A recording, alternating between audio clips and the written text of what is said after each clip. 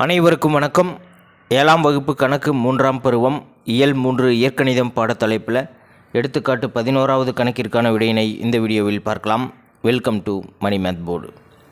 தீர்க்க 5 - 7x > 33.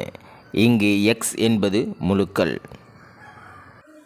கணக்கில் சமக்குறி இருந்ததுன்னா அது சமன்பாடு அப்படின்னு சொல்லலாம். சமன்பாடு, நேரிய சமன்பாடு எப்படி வேணாலும் சொல்லலாம். கணக்கில் less than or greater than greater than or equal to இந்த குறியீடுகள் இருந்ததுன்னா அது அசமன்பாடு அப்படிங்கிறத புரிஞ்சுக்கணும். சமன்பாட்டில் ஒரே ஒரு ஆன்சர் மட்டும்தான் வரும்.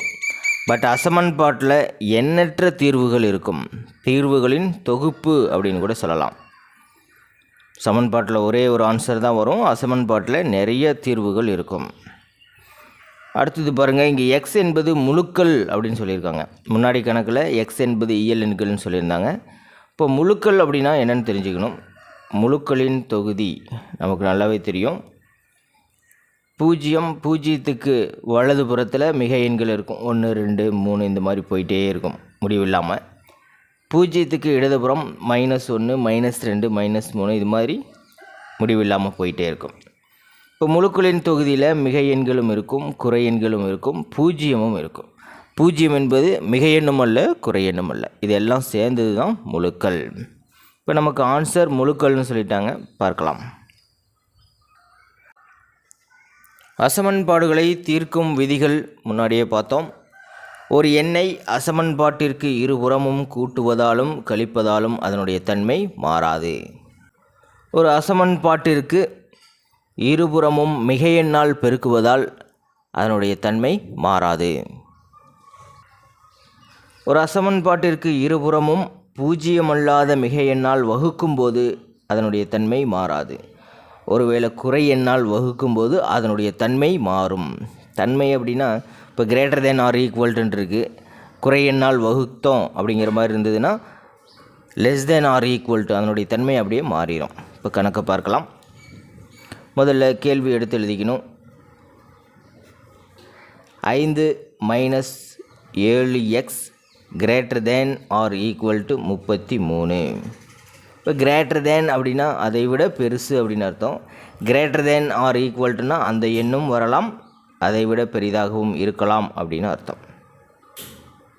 இப்போ எக்ஸோட மதிப்பு தான் நம்ம கண்டுபிடிக்கணும். எக்ஸ்ட்ரா என்னென்ன இருக்குதுன்னு பார்க்கலாம். -7x உறுப்புக்கு அடுத்ததாக +5 இருக்குது. இப்போ முதல்ல 5 அப்படிங்கிற உறுப்பை நம்ம கேன்சல் பண்ணிடலாம். இந்த மாறிலி உறுப்பை கேன்சல் பண்ணோம்னா இருபுறமும் 5ஐ கழிக்க வேண்டும். இந்த அசமன்பாட்டின் இருபுறமும் 5ஐ கழிக்க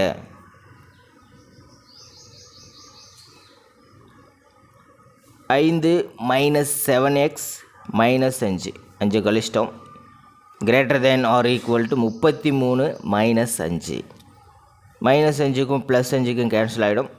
-7x greater than or equal to 33ல் 5 போயிடுச்சுன்னா 28. இப்போ நமக்கு எக்ஸ் தான் வேணும். எக்ஸ்ட்ரா என்ன இருக்குன்னா -7 இருக்குது, அதுவும் பெருக்கல் இருக்குது.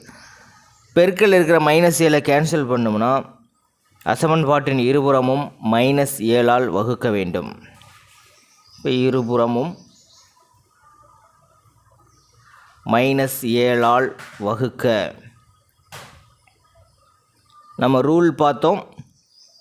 அசமன்பாட்டின் இருபுறமும் மிக எண்ணால் வகுக்கும் போது அசமன்பாட்டின் தன்மை மாறாது.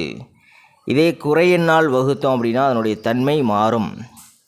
இப்போ greater than or equal to less than or equal to மாறிடும். இப்போ ரெண்டு பக்கமும் -7ஆல் டிவைட் பண்ணும்போது -7க்கும் -7க்கு கேன்சல் ஆகிடும். ஸோ எக்ஸ் மட்டும்தான் வரும். ஏன்னா -7ஆல் தான் வகுக்க முடியும். இப்போ -7ஆல் வகுக்கும்போது இதனுடைய தன்மை மாறிடும். 28ஐ -7ஆல் வகுக்கும்போது -4 அப்படின்னு கிடைக்கும்.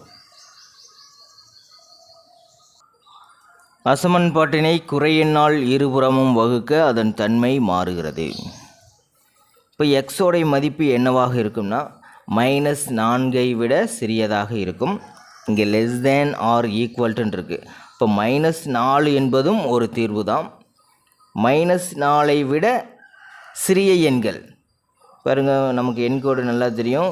-3 விட சின்னது -4, -4 விட சின்னது -5, -5 விட சிறிய மதிப்பு -6. இப்போ -4, -5, -6 மிகச்சிறிய குறை என்ன சொல்லவே முடியாது. ஸோ அப்படியே போயிட்டே இருக்கும். இப்போ எண்ணற்ற தீர்வுகள் இதுக்கு இருக்குது. எனவே தீர்வுகள் -4, -5, -6 இந்த மாதிரி முடிவில்லாமல் போயிட்டே இருக்கும். இவ்வளோதான் ஆன்சர். எடுத்துக்காட்டு 12வது கணக்கிற்கான விடையினை அடுத்த வீடியோவில் பார்க்கலாம். மேலே இருக்கிற ஐகார்ட் செக் பண்ணிக்கோங்க. இந்த கணக்கில் உங்களுக்கு கூடுதலான விளக்கம் தேவைப்பட்டால் கீழே இருக்கிற கமெண்ட் பாக்ஸில் கேளுங்க. தேங்க்யூ.